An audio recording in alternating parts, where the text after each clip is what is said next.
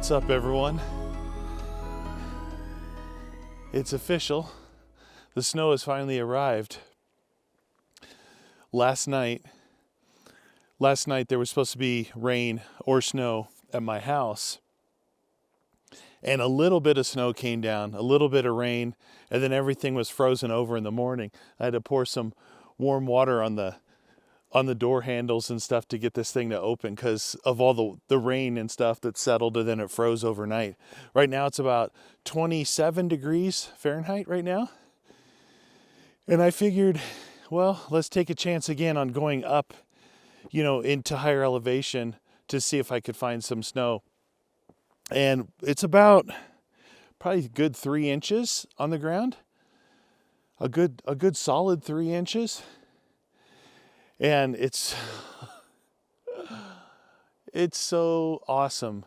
You forget until that first snow of the season how it dampens the sound. The forest itself is already really quiet, but it acts as like a sound dampener. Even driving along, as long as I'm not flooring it.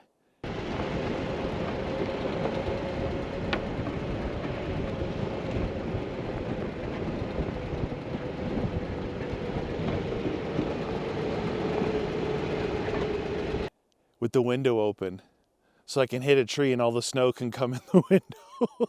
It's so quiet. I love it. It's the January 4th right now. So it's January 4th, and finally got some snow. I mean, we had some snow before, but it was, well, I wouldn't even call it a dusting of snow, right? This is actually, if you get 3 inches overnight, in 12 hours, that's decent. It's not, nothing crazy, but it's decent. It's not just a light dusting that's gone. And it's actually been snowing, right now it's snowing a little bit. It's kind of, wow, it's borderline. As soon as it hits my hand, it melts. It's just like little specks. I don't know if you can see it you can't see it on this flannel, but so I'm out here. It took about, I don't know, an hour and a half to get here. But it's the first time it snowed at my house, which means it definitely, I knew they said they closed down the 40. That's the east-west, west-east interstate that runs up here. They closed it down last night because of snow. So I'm like, I'm going up there. I'm only about 20 miles south of it, but at the same elevation. And this is what I got. And no tracks. I mean, there was tracks out on the road, and those were probably the city or county workers for plows, because the road was dry, and then boom. Well, the weird part, it was dry down in the desert as I was coming up, and that's where it just had a little bit of dusting of snow on the trees, nothing on the road. Then all of a sudden, just a line, and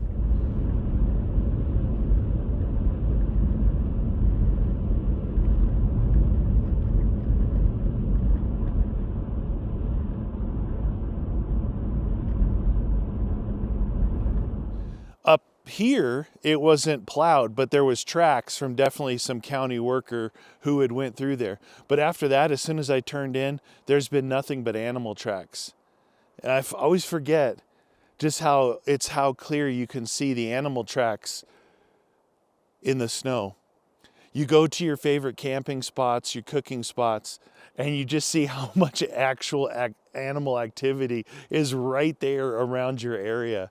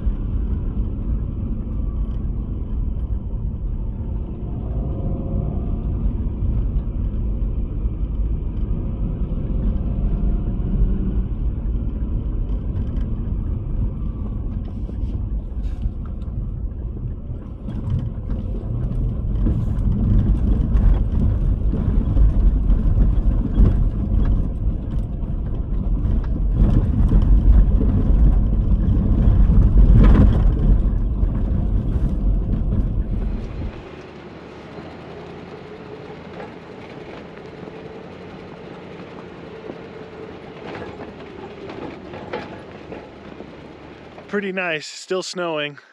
I made my way up to kind of one of the higher peaks in this area. Was up here not too long ago in the 80 series Land Cruiser, and it was no snow. That was the last time I came up here looking for snow. It was probably a month ago or now. I'll show you the view out this way, what I showed before.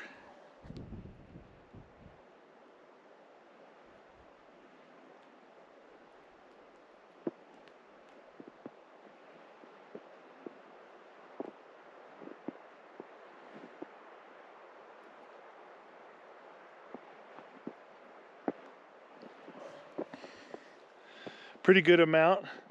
It's really slippery.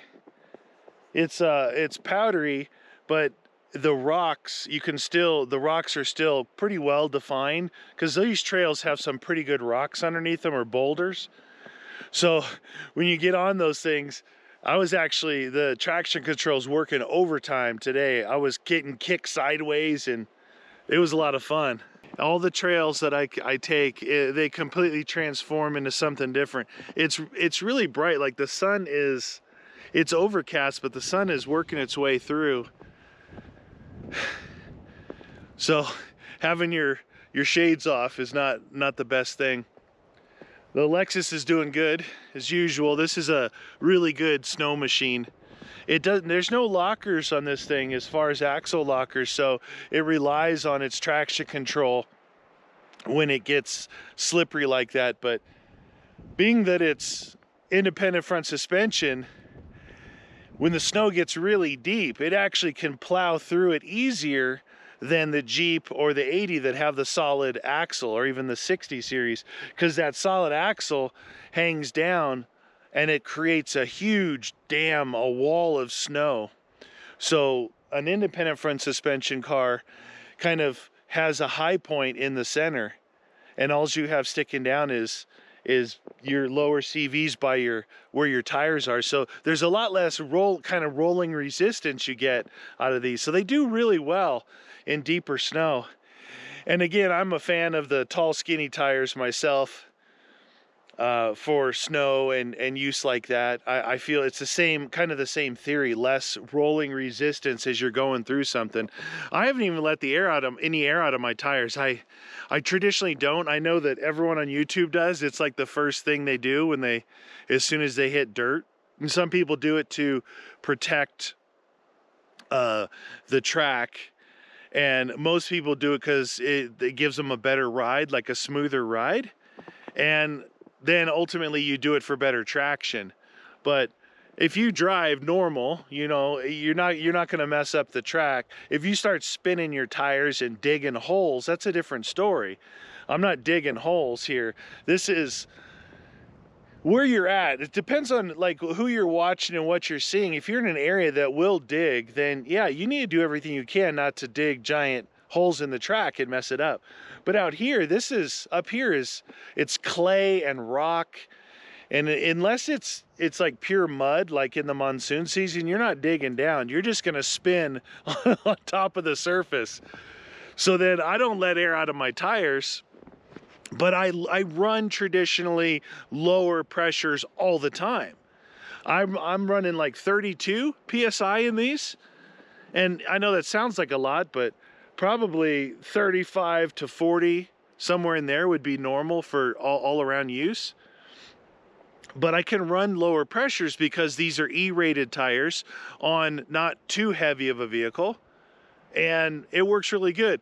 But if I get stuck, I can let them right down like around 15, and it'll tank track itself right out of there, because I did it last season unfortunately a couple of times.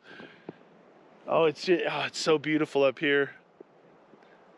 The problem with these cameras I got, you can't capture and see in the distance. This literally drops off here, and you can look across the lower valley and see the next mountain over. And the clouds are hauling butt.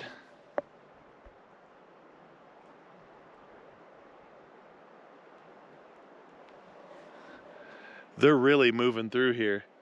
So this big cell here is heading right towards Sedona and toward the 17 and then New Mexico. So that's east.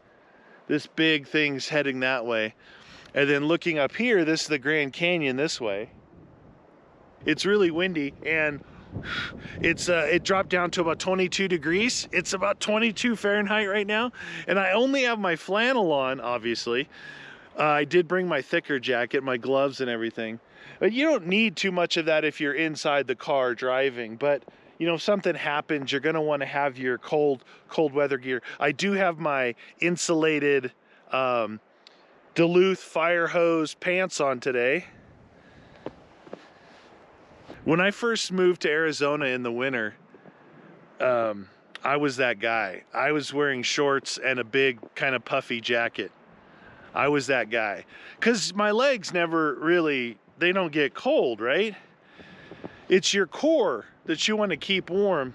Well, when you're out here and you're not moving around a lot, or you know, it's as windy as it is right now, yeah, I don't care. You gotta put something on. And these insulated pants, they're not super thick. They're not like wearing, I have a pair of like hunting pants. They're like wearing a pair of sleeping bags on your legs. They're warm. Actually, they're almost a little too warm if it's in the 20s, but they're really bulky, where these feel like very traditional kind of cargo pants. So I like these a lot. I only have one pair, but I have another pair that's non-insulated, and they're pretty good too, up to about, you know, 0 degrees C, about 32 degrees, 30 degrees. Oh man, I'm so happy there was snow. I was awake long enough to make coffee and I left. That was it. I'm like, I'm gonna get up here and see, and I'm so glad I did.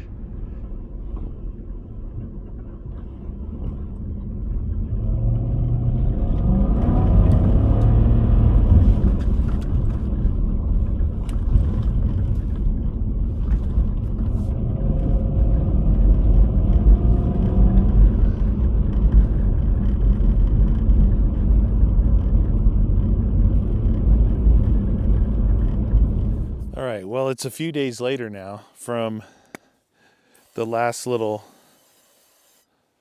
segment.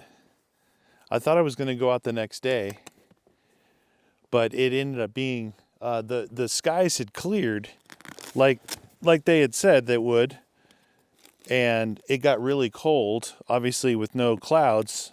All the heat escapes, but more so than that, the wind picked up, and it was, I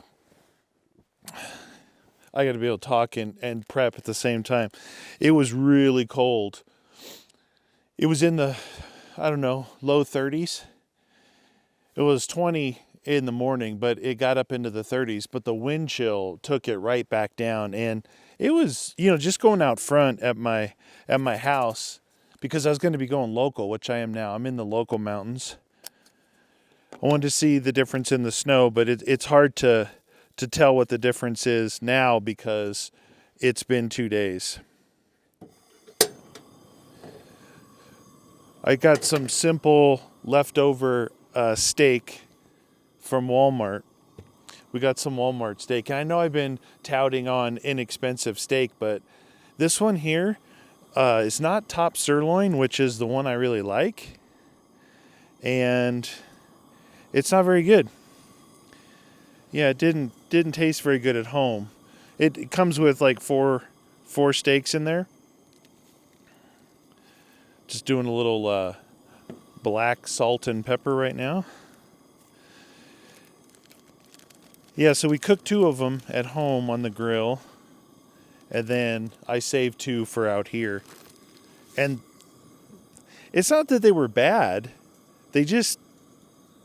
I wasn't impressed at all with it. It was like, I could take a pass. I might actually like chicken better than these. And it turns out that they weren't top sirloin, which is the ones on the cheaper cuts. I like the top sirloin. It seems to kind of hold its own. And these were tri-tip, which, yeah, I don't know. I usually like tri-tip, but tri-tip for me needs to be like smothered in barbecue sauce or, you know, something like that. It needs a lot more to it to make it decent. So I'm gonna cook these out here in my traditional way, which is black salt and pepper, little olive oil in the pan, and see if I can improve on the taste. I'm also gonna whip up a cup of coffee here, probably save you from watching me do that. Right now, weather report, it is a little bit more than partly cloudy skies. You know, partly cloudy. It's pretty cloudy. Still good areas of blue sky, and the sun is burning through some of that partly cloudiness. But it's 35 degrees right now, and because I'm basically still cooking, I got my extra jacket on because it does get cold, and there's still a little breeze. No wind, it's a little breeze. I'll show you around what it looks like here.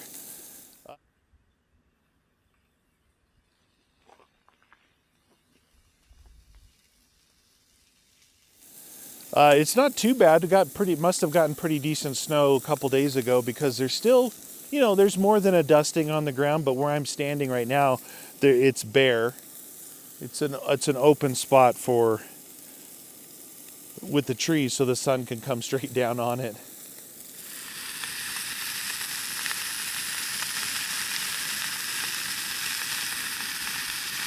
So I got a little water heating up on here, then a little pot, and a steak and a half cooking. So I carry in here in the camouflage bag here. That's my bags that always stay in the trucks. Water, some Mountain House meals, a jet boil, coffee, a little axe, emergency blanket, you know, stuff like that. I've gone through those bags before. Usually like a kind of a beanie, some gloves. It's more for, well, clothes-wise, I guess it's more for winter, but in the summer, you still need to have the proper clothes too, like a chamois, one of those scarves is good for the summer because you need shade. Basically, it's something that if you broke down, you know, out by yourself in the middle of nowhere, I think easily be comfortable out of that bag for a few days. You know, you're eating, I think there's probably 3 Mountain House meals in there, something like that. So that's enough food, definitely enough food for multiple days, comfortably. And then you go into kind of your uncomfortable mode. I got a smaller one in here, which is probably going to be more on the medium side. So I better take that one off. I don't know, it was weird. This little packet came with like 2 regular size and 2 like they had cut one in half. I don't know if it was for packaging purposes or what, but it was really strange. I don't mind. I actually like using the jet boil just to, you know, fire up some water for coffee. But honestly, if I have the stove set up for cooking, and this pot here is the same pot I use like for corn or green beans or, baked beans to heat up something. That's the one I use. It's a backpacking one, so it's thin, ultra thin titanium. You got to be real careful, right? Reheating stuff because it gets so hot so quick. And where the stuff is one temperature, and then the sides where there's nothing touching it, being thin titanium, it's really hot. So as you mix it around, it really, really gets heated up. But like I said, when I have the stove out, I don't mind using this for heating up my water for my coffee because it's already going and it can be done at the same time. I don't have to get that out. But really, the jet boil is so quick to set up and it's so fast to boil water that it's almost a no-brainer when it comes to that. It was one of the better, like you talk about costs of, you know, buying stuff that you may or may not use out here.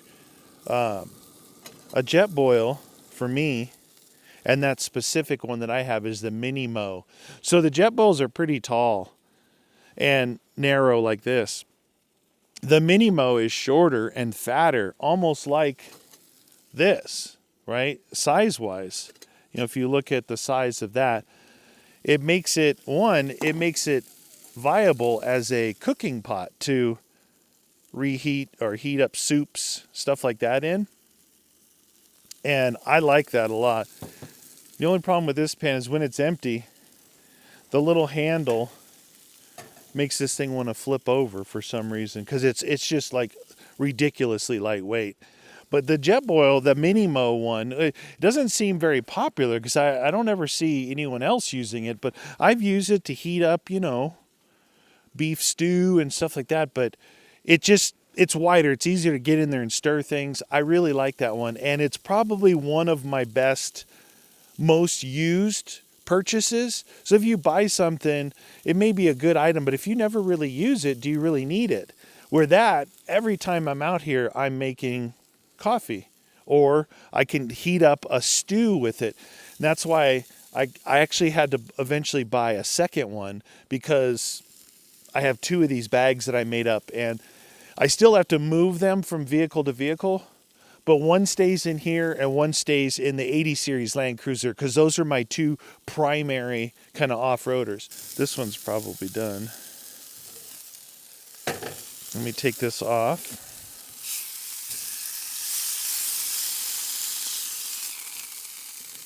Let it rest. So it's an interesting story about the Jeep. So the Jeep, I may have mentioned it already, but I have some intention of possibly selling it this year. And so it's not like I've been thinking about it for at least a year. But every time I drive it, I'm like, I don't want to get rid of it. It's paid off. It's been paid off for couple years now, and that makes it nice, no payments and everything, and it's fully set up, right? There's no money that needs to be spent on it for lockers or any, nothing crazy. Everything's done. I did everything to that thing right away. So the Jeep was always 100% set up. Like, you could just bring your food, which for me is like something like this. Bring your food and go, right? When I mean set up, it had water, it had one of these bags, it even had the full kitchen bags in there. So I had 2 kitchen bags and the emergency bag. Now these are the only 2 kitchen bags I use. So these actually get moved from whatever truck I'm going to be using. So it was fully set up. The ridiculous thing about that, well, it got ridiculous, right, is that I never used the truck. So it's fully set up with a full kit, yet it never gets used. And here I am with my, what I call secondary kit, because you can never find the exact same pieces that you built the first kit on years later. So all the good stuff was in that one that I wasn't using. So finally, I decided, well, it's time to I'm going to take it all out and repurpose everything. And that's what I did. So now the Jeep is basically empty of stuff. It's not ready at all to go as far as this stuff goes. Cooking kit and emergency type survival. So, and I ended up thinking, you can never, if I'm going to sell it, what I put on there, you'll never get out of it what you put in. You just have to know that. You have to know that as someone who's built off-road rigs before, or street cars, dirt bikes, whatever. You may get a little bit more for the equipment you put on there, but traditionally, wherever you go, they're going to look at like a blue book value and say, well, I don't care what mods you put on there, especially if it's like to a trade-in or a deal or something like that. They don't care at all. But even private parties will do that. They'll look at it and say, well, whatever. So I switched the winch out. I have a really good Warn winch on there that I bought, back in 2016, and it's super expensive. Well, I'll cut to the clip here and show you, but I switched out the winch and I pulled everything out of there. One of the other main things was the winch. So I went and got this. Oh, wrong side. Wrong side. So this is the Harbor Freight Apex Badland 12,000 pound winch with a synthetic rope. It was on sale when I got it. It was $5.99, and then it was like so $600. But if you were like a member, a Harbor Freight member, which I think is $30 or something like that, it was like $5.20. And I'm a member, so I got it for like, I don't know, say $5.50. $5.50 for a 12,000 pound winch. I've never had the Harbor Freight winch. Tons of people on YouTube, you know, they love it. All the off-road companies use them and stuff. And doesn't mean that they don't ever break. They get them for free, right? They're sponsored, but you see them working. And so really with a winch, you just need it to work when you need it. It's not being used every day. It could sit for years and not be used. That's kind of the scary thing about it, is it's just got to be ready to work. So bear with me on this. The winch I put on here 8 years ago when it was brand new and I put on the bumper was the best worn, well, I don't say the best, because there's a lot of different winches that people don't use here. Let's just say it's the Xenon Platinum. So if I tried to buy this worn winch today, Xenon Platinum, they're like $2,400. That's like the winches that I put on the 80 series and on the Lexus are worn winches, but they're the worn winches that they make overseas and import. They're like $800. So I could buy almost 3 of those for the same price as this one. Can this winch here be 3 times better than the Warns that I have on there? What this winch has going for it is a really nice remote that you can actually electrically unlock the clutch from the remote. There's no lever handle on the winch itself. The line speed is a lot faster, like 20% faster than the cheaper ones. But you know, I wouldn't buy that winch today. There's no way. I've used this on this Jeep 3 times in 8 years. 3 times. And realistically, yeah, all 3 times I needed it. I was stuck. It was snow. I was stuck because it was just icy, slippery stuff. So this Badland winch being, say I got it for $550 and those winches are $800, I thought there's no way that I'm ever going to buy that winch again. And if I'm going to sell this thing, having a winch on here is all I need. So I went and bought the Badland winch. I'm taking off my worn winch. I'm putting on the Badland winch. Surprisingly, this Badland winch, you open it up and this, I didn't know this, so they don't like advertise this, but inside there's actually a bunch of accessories that are extra on every other winch. A remote mount location to remote mount your solenoid, a relocation kit is always separate. It's like $130 from Warn. So if your grill, if there's anything restricting the mounting of the winch, you have to take the whole top off and move it somewhere else. It's called a relocation kit. This winch comes with a relocation kit. Like, it's just in there whether you need it or not. The other thing this winch has that no other winches have is it actually has a disconnect switch. So you can disconnect from the line from the battery to the winch. Now this was hooked up direct, no switches in between. Same thing, you know, I looked up a lot. I talked to all the installers. They said, look, we've done hundreds and hundreds of Jeeps and this is the way we did it. So that's the way I did it. I've never had a problem with it. Never had a problem with it on either of my other vehicles. But running that big line, you'd like to have some kind of big fuse or a disconnect switch. The Apex winch comes with a relocation kit and a disconnect switch. I've looked at disconnect switches to actually be able to get a 300 amp rated switch. They're about this big. I bought one and they're this big. I bought one for the Lexus thinking I could find a place for it in there, but I couldn't.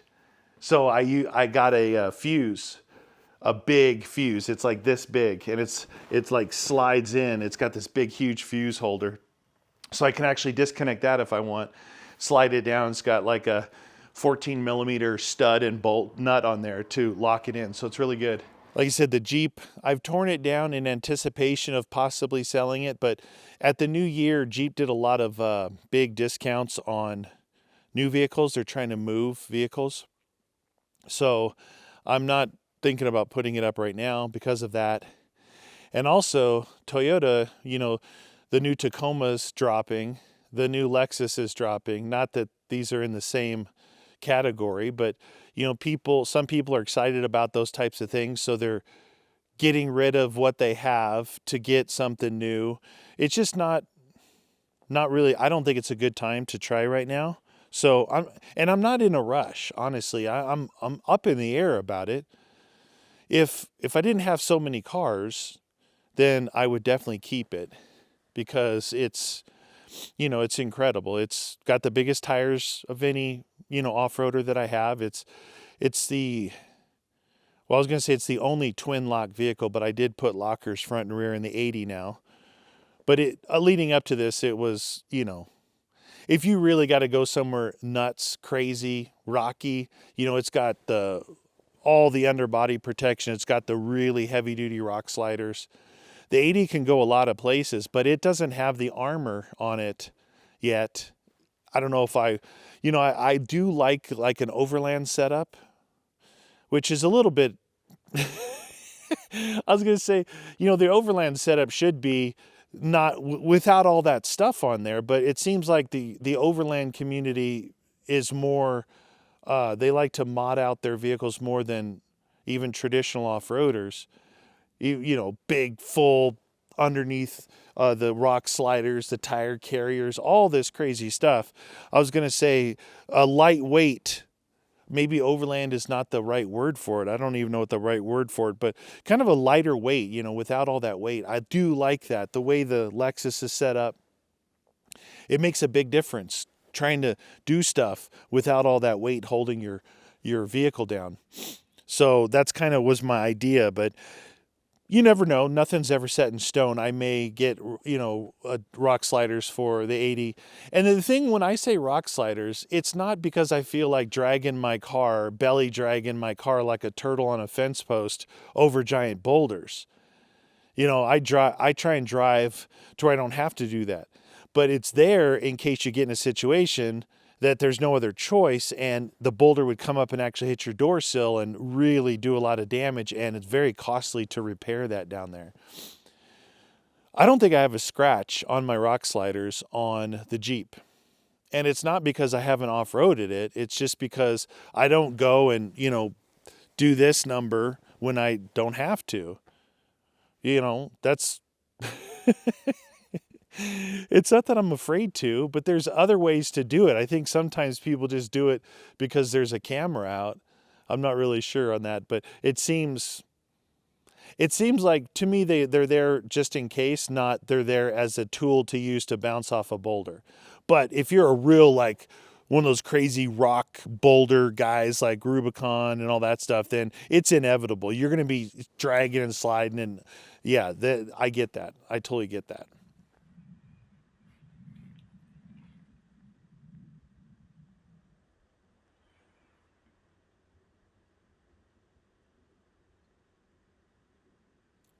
I think I took off the little one. Perfect timing. It's actually nice. It's not overdone. It's not overdone at all. So if you'll be able to see this, show you another picture of it though. But see, it's just nice and pink right through the very center.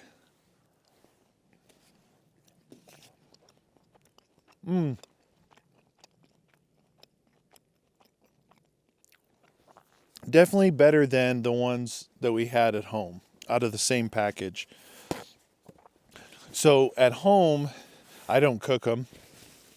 She uses, sometimes she uses soy sauce. Like she'll put it in a baggie, put soy sauce in there, the salt and everything as the seasoning, and then that's it.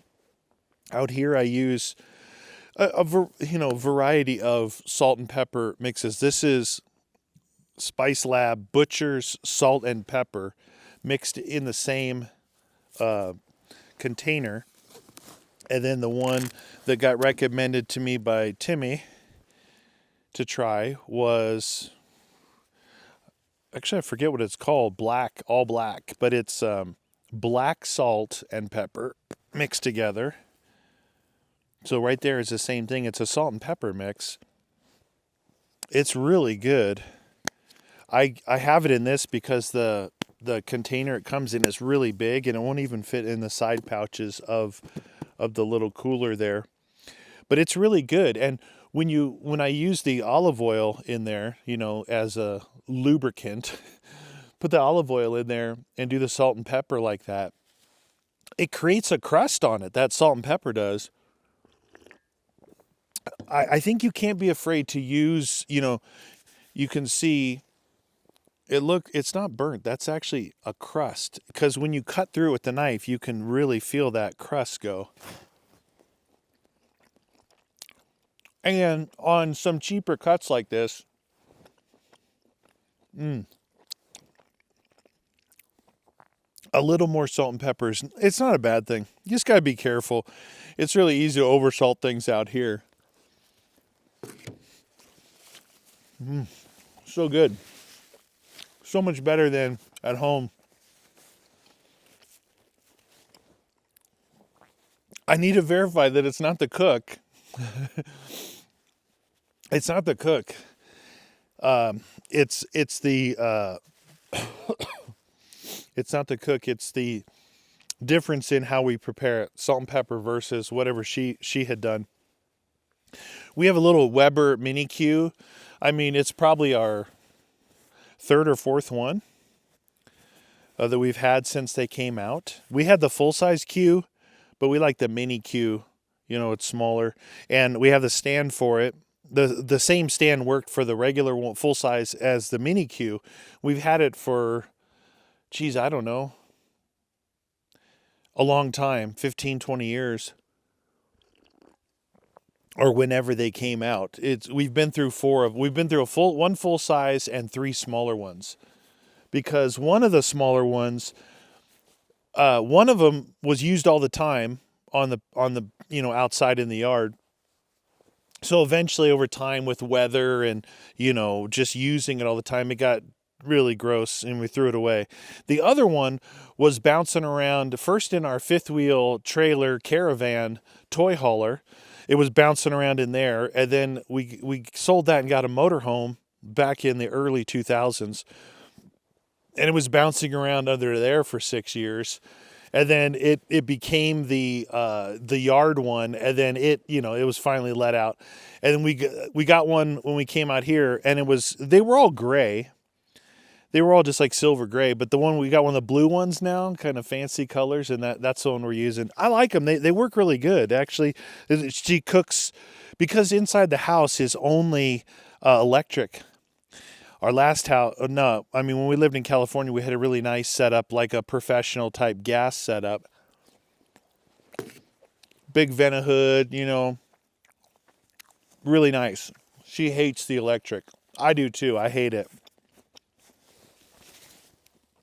If that's all is electric, then it's probably not that big of a deal. But if you've used gas, it's so much better for like real cooking, simmering, just the control over it and everything. We love it. So most of the stuff, whatever she can cook, she'll actually cook on the Weber Mini Q out in the yard, even when it's pretty cold. She cooked some the other day. The other 2 steaks of this, I think it was like 28 degrees outside. She's out there. She doesn't like wearing jackets either. She wears sweatshirts, but not jackets. She doesn't like the big bulkiness, she said. Me, I like the big jacket. I don't care. I want to be warm. That was a quick little cook up. Just some leftover steaks that I had to cook. I had to cook them today or throw them away. So I don't know if that's always a good thing. They turned out better than the ones at home did, but I still stand by the inexpensive stuff that you could have more often than the really good one that maybe only once a month or something. So it still is nice to treat yourself to something really good.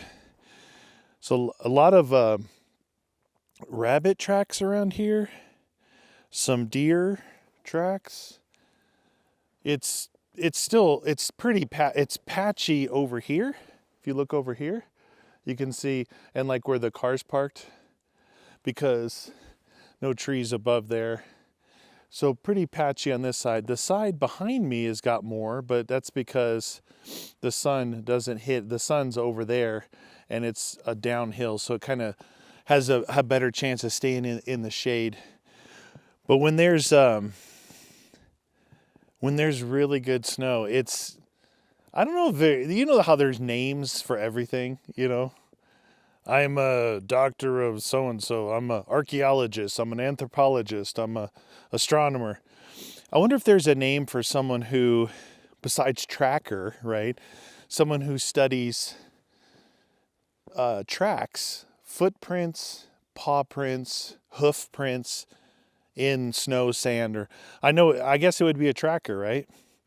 Pretty interesting, you know, being someone who doesn't really know about these things, but you can kind of tell a lot of them by the stride, the kind of the gait that they do, and obviously the impression. And it's an interesting one.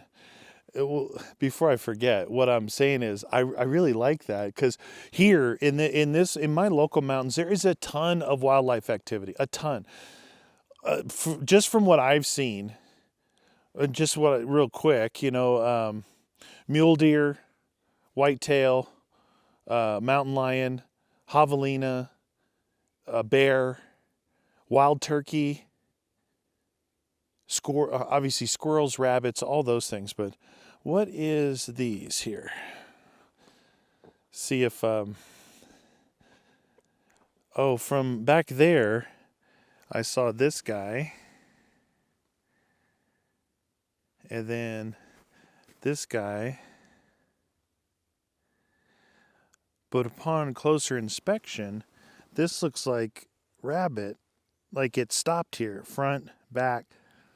Like it hopped to here and then on up. But from a distance, it looked more like a bigger one paw print rather than all four. But I know it's hard for you to see here. It's not a lot of snow, very faint, but there's tracks just literally everywhere. I love it.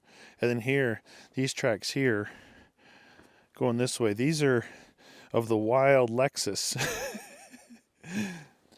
That's it for me, everyone. Hope you guys enjoyed this one. A little bit of different spitter spatter of different clips and stuff. But the snow fell a little bit and it was super fun. It was really fun. Good to be back on here. First video of the year. Thanks for watching. Hope you all enjoyed it. We'll see you next time.